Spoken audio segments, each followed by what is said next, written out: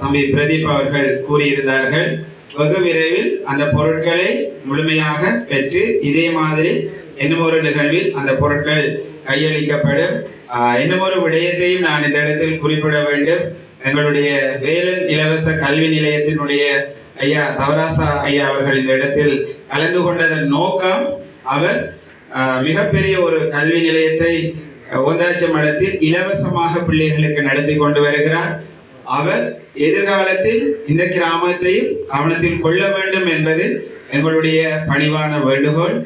அது மட்டுமல்ல, நேற்றைய தினம் கதைக்கும் பொழுது அவர் சொன்ன உங்களுடைய தொழில் முயற்சிகளுக்கு தன்னாலான இயன்ற உதவிகளை வழங்குவதற்கும் தான் ஆயத்தமாக இருப்பதாக கூறியிருந்தார். உண்மையில் அவர் ஒரு அற்புதமான மனிதர். காரணம் என்னென்றால், ஏழைகளை தேடி சென்று யாரையும் எதிர்பார்க்காமல் உதவிகளை அள்ளி வழங்குகின்ற ஒரு மனிதராக இருக்கிறேன். இந்த இடத்தில் அவரையும் நாங்கள் அழைத்தது, இனங்கண்டு அழைத்தது அதுதான் ஒரு காரணம்.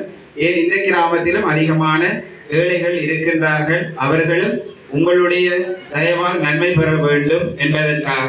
இன்னும் ஒரு சின்ன விடயம், மேடம் சொன்ன மாதிரி இந்த கிராமத்தில் நாங்கள் டிஎஸ் ஆஃபீஸில் போய் டிஎஸ்ட கடிதத்தை கொடுக்கும் பொழுது ஒருவர் வந்து கடிதத்தை கொடுத்து இந்த பகுதியில் வடிசாராயம் காய்ச்சுகின்றார்கள், பிள்ளைகளை வேலைக்கு அனுப்புகின்றார்கள், பாடசாலைக்கு அனுப்பவில்லை என்று ஒருவர் கடிதத்தை கொடுக்கும் போது உத்தமண்ணனும் கடிதத்தை கொடுத்து இன்று பாடசாலைக்கு போகாத 13 பிள்ளைகள் இருக்கிறார்கள், இன்னைக்கு போகாதார்கள் என்று லிஸ்ட்டை அவர் கொடுக்கிறார். மிகவும் கவலையாக இருந்தது.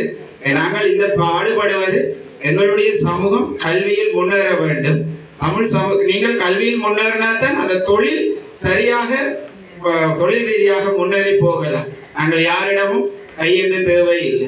ஆக உங்களோட பிள்ளைகளை பாடசாலைகளுக்கு சரியாக அனுப்புங்கள். அதில் ஏதாவது பிரச்சனைகள், உபகரணங்களை கொள்வனவு செய்வதில் சிக்கல் இருந்தால் அதையும் எங்களுக்கு தெரியப்படுத்துங்கள்.